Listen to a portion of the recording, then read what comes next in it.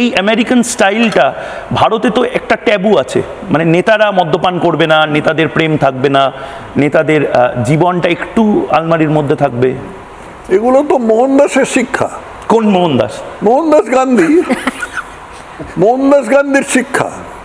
আমার ধর্মেও বারণ নয়, আইনেও বারণ নয় মদ্যপান।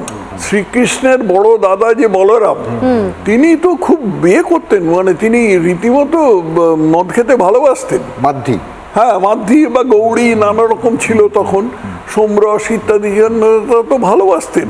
সে আমাদের ধর্ম। রথযাত্রার সময় উনি মাঝে মধ্যে পড়েও যান, এবং সেটা মানে অশুভ নয়, পড়ে যান। পুরীতে বলা হয় একটু মত্ত অবস্থায় বলরাম, হ্যাঁ হ্যাঁ, বলরাম পড়ে যান, আদৌ এ নয়। সেখানে শ্রীকৃষ্ণ, বলরাম এবং সুভদ্রা তিনজনে থাকেন।